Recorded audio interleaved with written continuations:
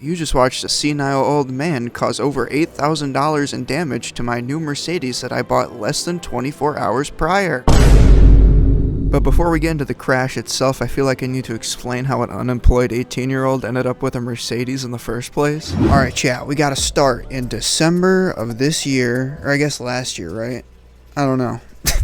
So basically, I turned 18 in the middle of December, right? I signed up for like DoorDash, Instacart, Shipped, all that kind of stuff. And I made that my full-time job, right? So I'm not going to get into all of that stuff too much because that's going to be its own entire video. I recorded the whole thing. It's going to be its own video. It was supposed to be the next video and it was supposed to be done by now, like months ago, but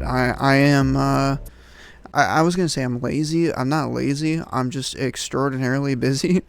And I have a little bit of a workaholic problem, I think. So essentially I put YouTube on the back burner and I just went all in on full-time gig app stuff. Anyway, like I said, I'm not going to get into it too much. That's its own video. So basically I saved up about $2,500. I started at like $100 in my bank account.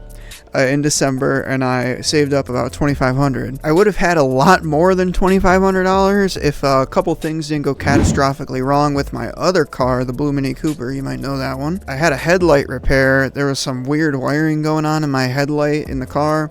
That was $400 to get fixed. And then like about a month ago, the supercharger on the Mini Cooper started to fail. It was starting to make this horrible rattling noise. So that was, it wasn't an immediate thing. It probably would have lasted a little bit longer, but I wanted to be on top of it. I want to be on top of the maintenance. I want to take care of the car. So I dropped $400 on the supercharger part, $100 on extra parts, just like random seals and whatever for it. And then I took it to this one mechanic that did the timing chain on that car, right? He did the timing chain fine.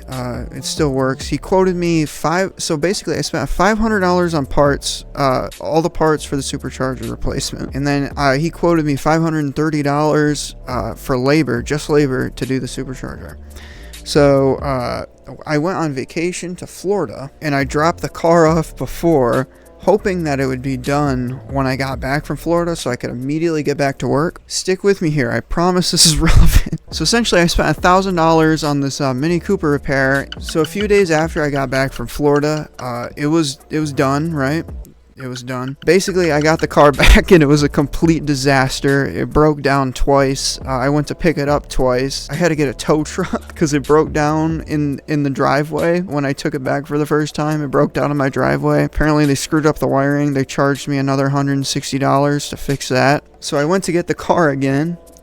And this is all relevant, I promise. I'm not just yapping right now. I get it again, like a few days later, it's broken again. It breaks down on the side of the road. I managed to get it back to the shop. I only made it like a mile. They claim to look over it. They find absolutely nothing wrong with it. So I dig into it myself, and they screwed up a bunch of stuff. It's like complete mess. They really screwed it up. They like broke my alternator and stuff. But essentially, I decided that the Mini Cooper was just not gonna work as a daily driver. So at peak gig app hustle, I was putting 1,000 miles a week on my car, making about $700. That's $700 profit. So that's after gas and everything, expenses, taxes and stuff too. So I was putting like 1,000 miles on the car a week for pretty consistently.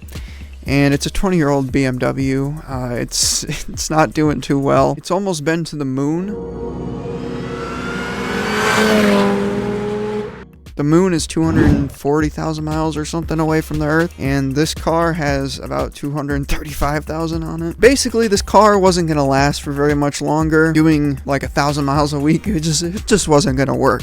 So I needed a new car. So me being me, I'm very stubborn, and I want what I want when I want it. So I really wanted a W204 Mercedes C-Class. So according to most sources, this generation of Mercedes with the V6 engine is pretty reliable and very luxurious. furious for the price, at least. So April 10th or 11th, I don't remember. I think it was 10th. I think it was April 10th. I'm scrolling Facebook Marketplace. My car is broken down in the parking lot, and I'm waiting for my grandpa to come and give me a jump start because they broke my alternator. So I'm sitting in the car, it's broken down, the Mini Cooper, of course. I'm scrolling Facebook Marketplace, I'm looking for a car because I am in desperate need of one, and I find this.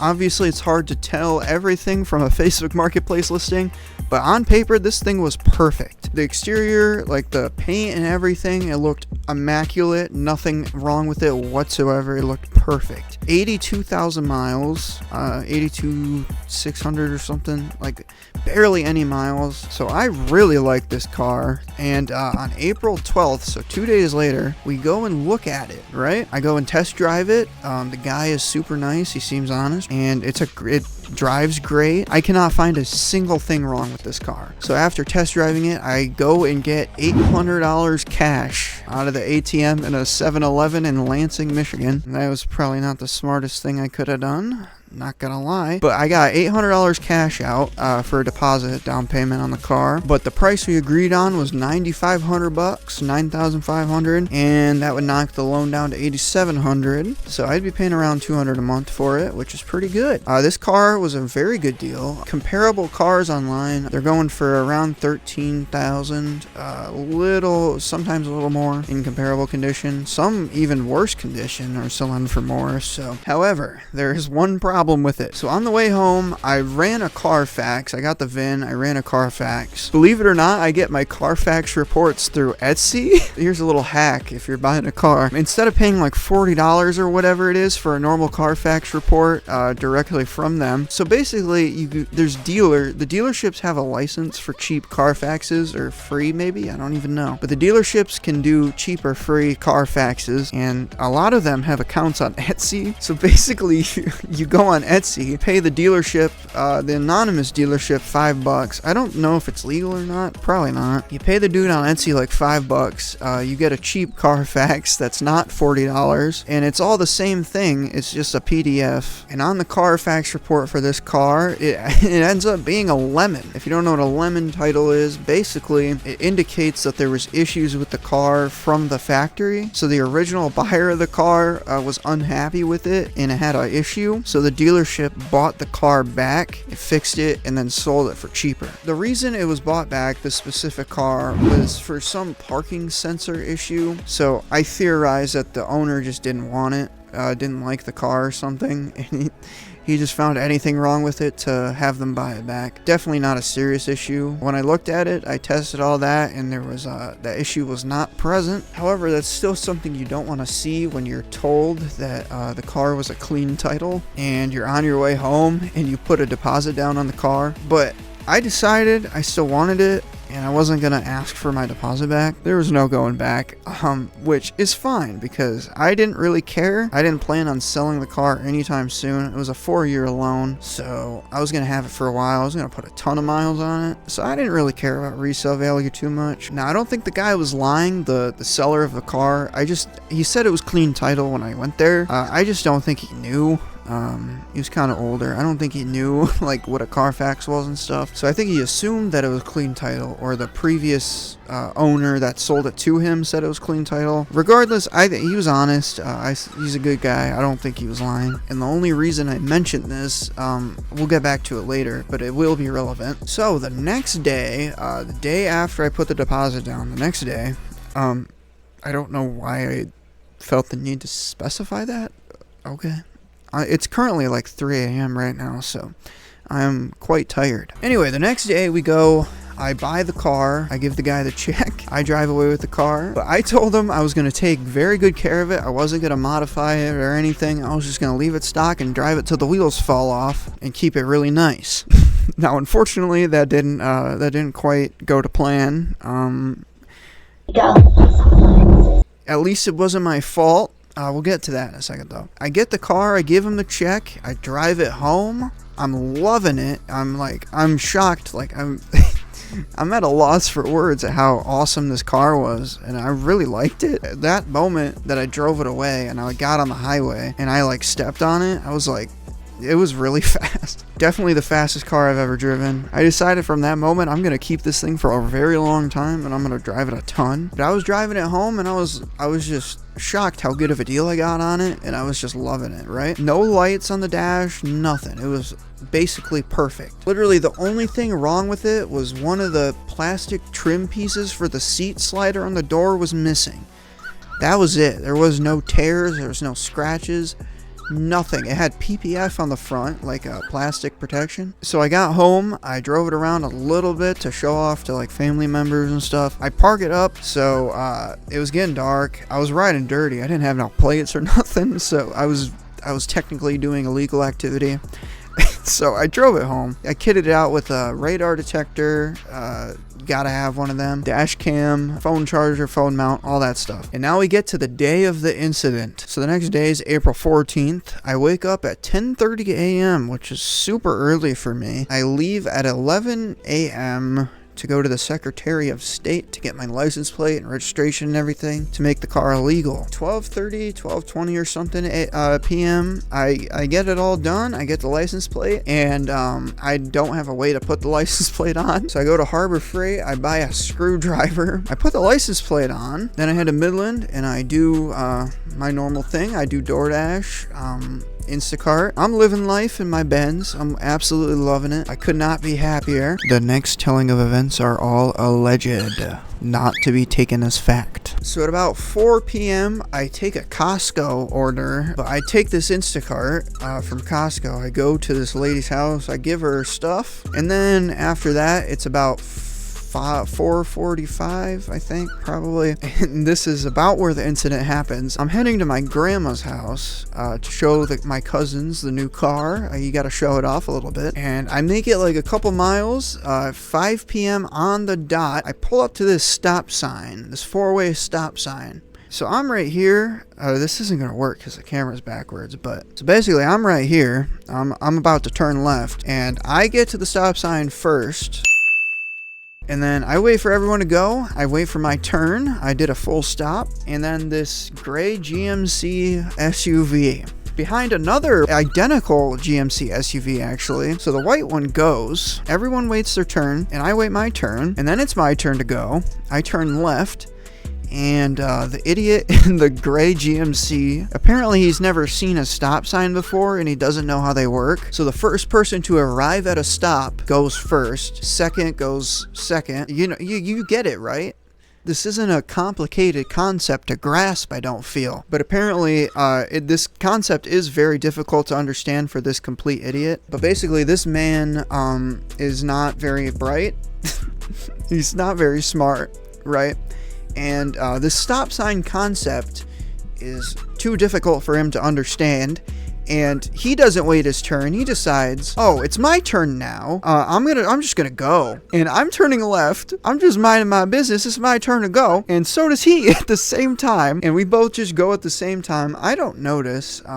Believe it or not, I look at the road ahead of me and not behind me. And this old senile idiot just drives straight into my rear right quarter panel. Just drives right into it, plows through it. He makes absolutely no attempt to stop.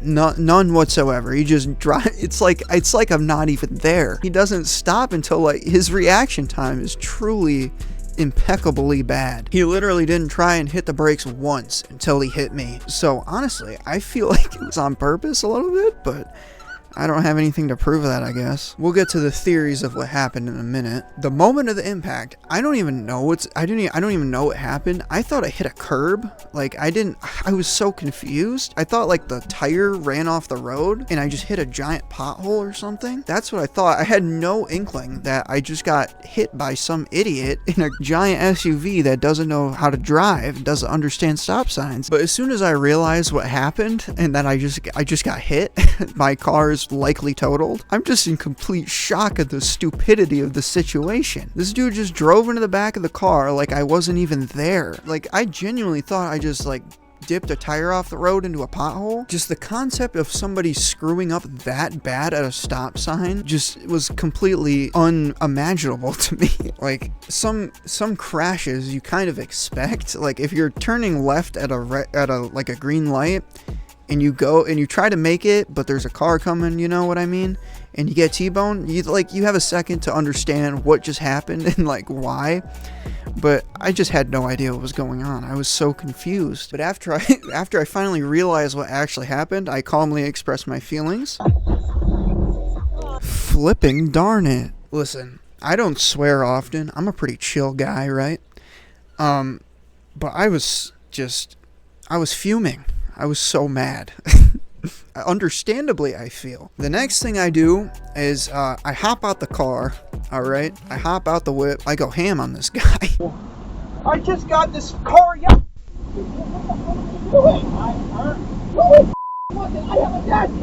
I don't care how old he is. I don't care about any of that. I go and scream at him. Now, in the clip, it's a little hard to hear. You can't really hear what exactly he's saying.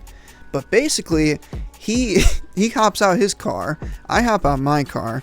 He comes up to confront me and tries to say I ran the stop sign. I am just utterly dumbfounded at this accusation, right? And I calmly tell him that he's incorrect, and I have a dash cam showing the entire thing. As soon as I say the word dash cam, you should have seen the look on his face when I said the word dash cam. And his old, ugly, senile old man smug face goes from, smug to, oh crap. You know what I mean?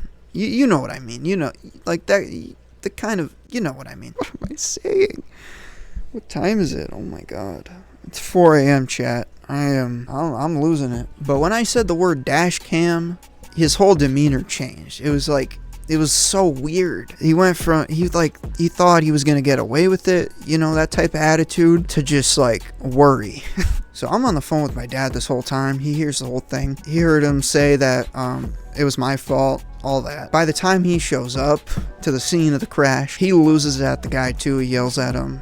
I don't know exactly what he said, but I imagine it wasn't too nice. So anyway, I go back to sit in my car. I call the cops. I wait for the cops, and I just go sit in my car and I die inside. This car is like registered 5 hours ago. I bought it yesterday, and it's very likely totaled out, and might not be seeing it again. But anyway, this car that I got an amazing deal on and I absolutely loved was just gone like that because some dumb old man doesn't know how to drive and just drove into the back of it because it was his turn. At this point, I turned off the car so the dash cam wasn't rolling, but this guy comes back up to the window of my car. He says, I'm sorry, dude. I don't even know what happened.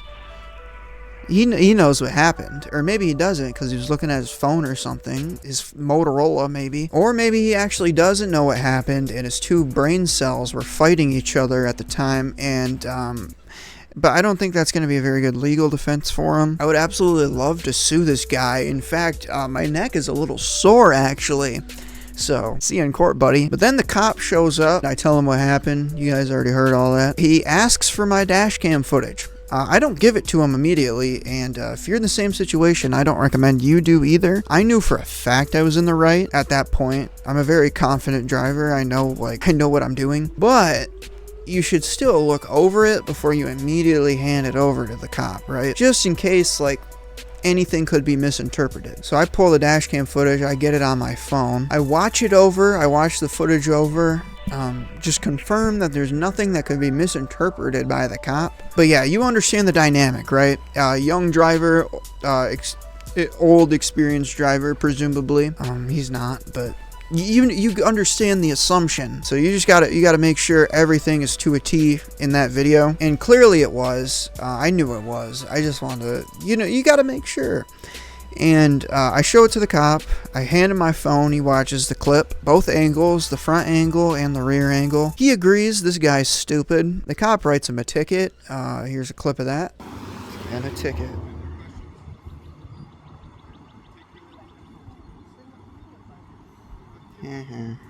So the guy gets a ticket. I don't know exactly what for. I probably should have asked. That would have been great to know. Probably maybe running a stop sign, failure to yield or something. Probably a pretty serious ticket. Probably a pretty expensive. But I think if you're over 65 or something like that, you need to, if you get a traffic violation, you need to prove your competence. Hopefully he can't do that. So yeah, hopefully this guy won't be driving again, because he is a legitimate hazard to others on the road. He could have mowed down a family of 5. He could have killed someone. He killed my poor Mercedes, poor Meredith. If the dude that I bought the car from is watching this, I doubt you are. But if you are, my apologies. This was not my fault. This was out of my control, and I'm gonna do whatever I can to not have it totaled out. We'll get to that conversation in a second here. But that dingus, he gets his ticket, he drives off, his bumper's screwed up. You can probably see it in the clips a little bit. His bumper's screwed up a little bit.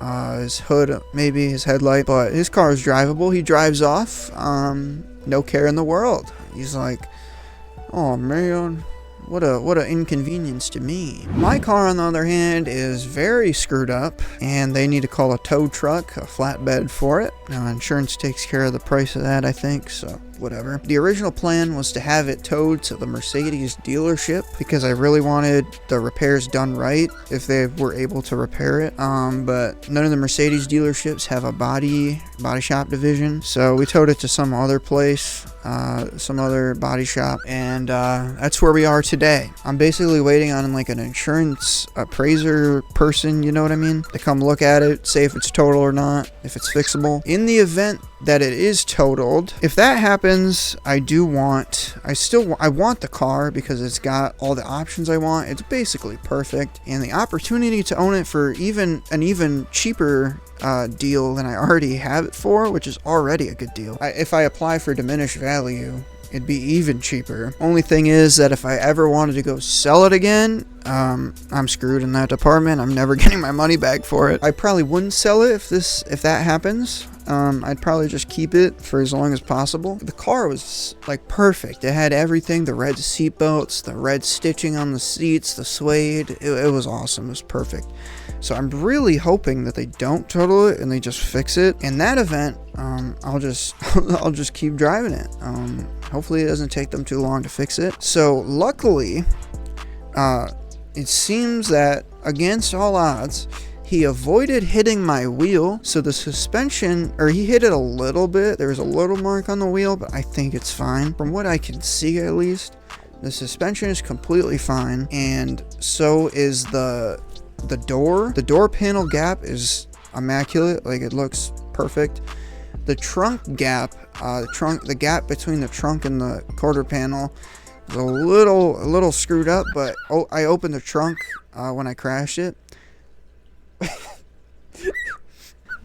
I opened the trunk, I did it up and down. He really likes that. But it went up and down straight, the trunk did, so it wasn't like side to side or anything. So I think that's fine too. Didn't even bust out the tail light. The bumper has a few scratches on it. Probably buffable, maybe. It really seems like just the quarter panel is really screwed up. Obviously, it definitely needs replacement, and I don't know how much that will be. The C350 Coupe, specifically, is pretty uncommon. You don't see them very often.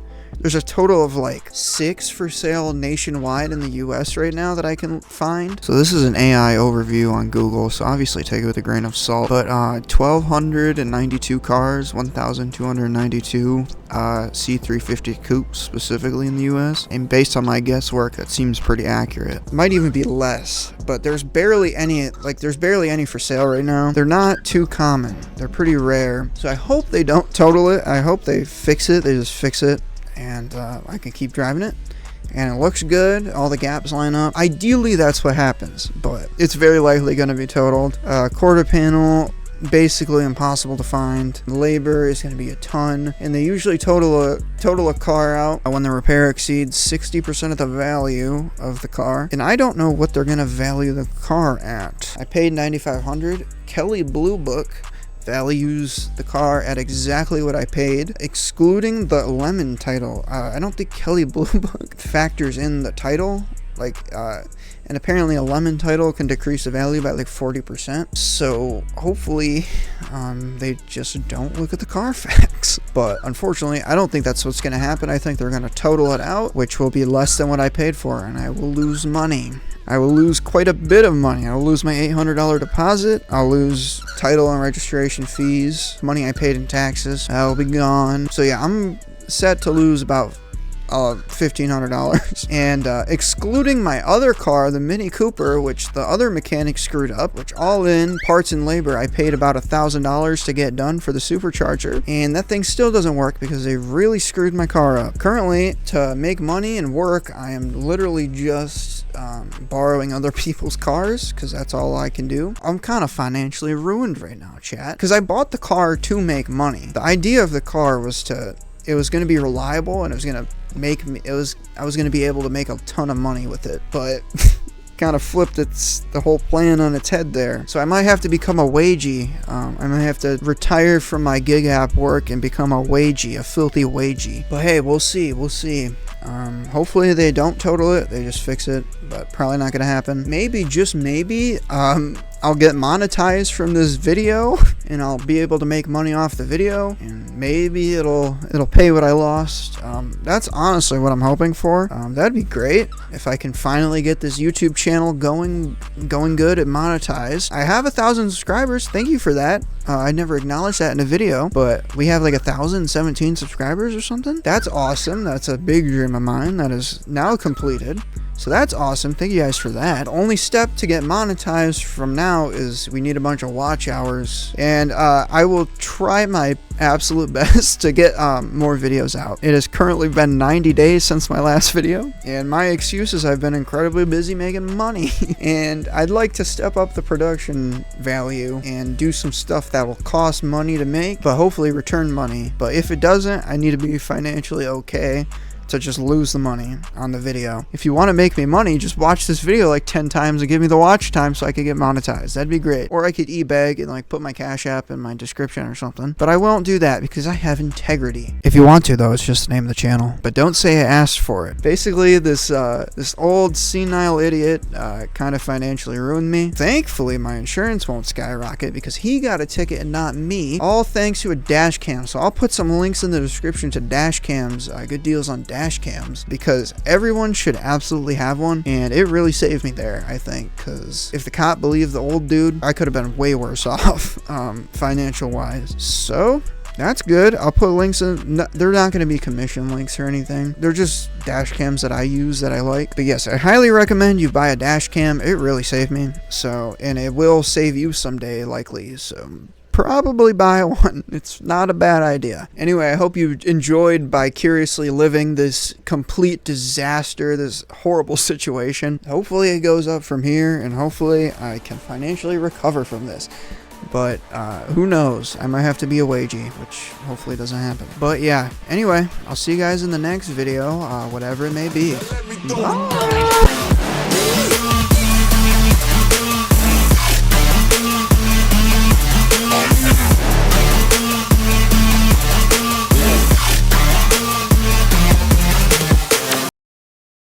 Stop sign?